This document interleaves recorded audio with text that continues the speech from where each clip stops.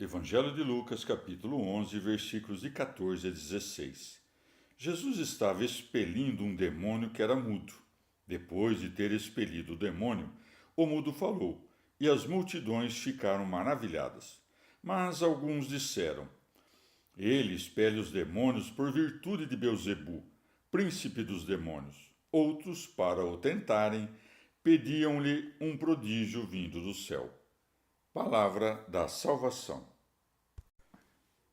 Comentário Lucas 11, de 14 a 16. São Cirilo.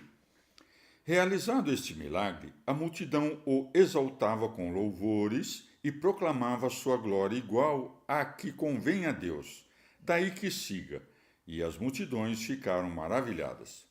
Outros, picados pelos mesmos aguilhões de inveja, pediam que lhes mostrasse um portento dos céus. Daí que siga.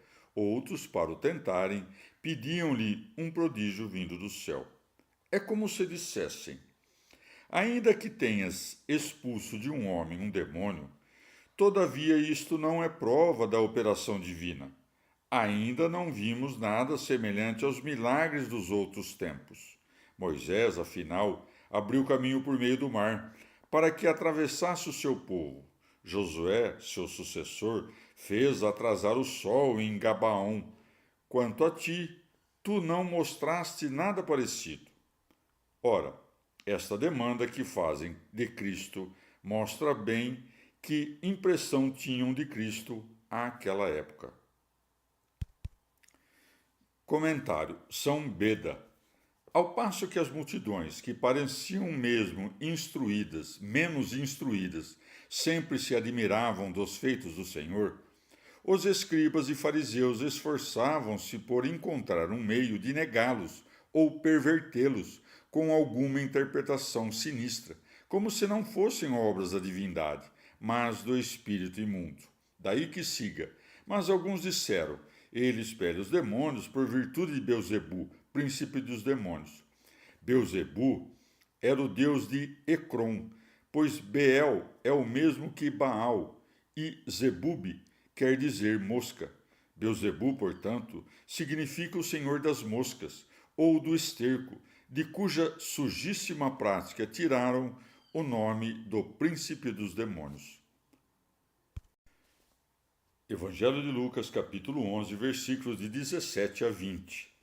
Ele, porém, conhecendo os seus pensamentos, disse-lhes: todo o reino dividido contra si mesmo será devastado, e cairá casa sobre casa. Se, pois, Satanás está dividido contra si mesmo, como estará em pé o seu reino? Porque vós dizeis que por virtude de Beelzebu é que eu lanço fora os demônios. Ora, se é por virtude de Beelzebu que eu lanço fora os demônios, vossos filhos por virtude de quem os expelem? Por isso, eles mesmos serão os vossos juízes. Mas se eu, pelo dedo de Deus, lanço fora os demônios, certamente chegou a vós o reino de Deus. Palavra da salvação. Comentário Lucas 11, de 17 a 20. Santo Ambrósio. Nosso Senhor, com essas palavras, mostra que seu reino é indivisível e perpétuo. E assim, quanto àqueles que não põem sua esperança em Cristo, mas pensam que é pelo príncipe dos demônios que ele expulsa demônios, nosso Senhor nega que tomem parte do reino perpétuo. Ora, isso se aplica também ao povo judeu. Como pode, afinal, ser perpétuo o reino dos judeus se o povo da lei nega a Jesus que ela há séculos devia? Assim, a fé do povo judeu luta contra si mesma, e lutando divide-se, e dividindo-se desfaz-se. E por isso o reino da igreja permanecerá pela eternidade, porque a fé indivisível é um corpo único. Todavia, da comparação com o nosso corpo, que é feito da união de membros diversos, não se pode deduzir que o poder das pessoas da Trindade seja repartido. Com efeito, não pode haver divisão numa coisa indivisível.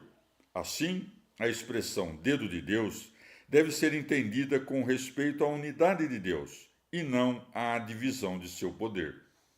Ao mesmo tempo, mostra que há certo poder imperial no Espírito Santo, em que se encontra o reino de Deus, e que também nós, portanto, somos uma casa real, uma vez que o Espírito Santo habita em nós.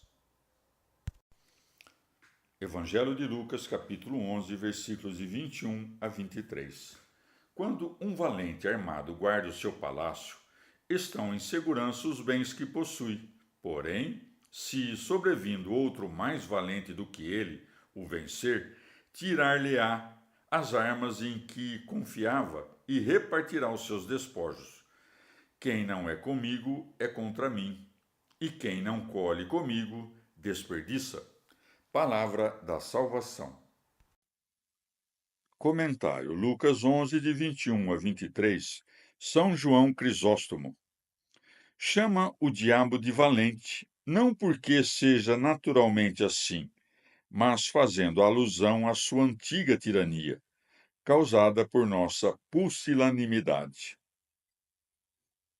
Nosso Senhor, então, apresenta a quarta solução da objeção dos fariseus, acrescentando: quem não é comigo é contra mim. Como para dizer: eu quero oferecer os homens a Deus, e Satanás quer o contrário. Como então alguém que, longe de cooperar comigo, desfaz tudo o que é meu, pode estar a tal ponto conforme aos meus propósitos que expulsa junto comigo os demônios? Daí segue: quem não colhe, comigo desperdiça. Porém, se quem não coopera é seu adversário, muito mais o é quem lhe faz oposição.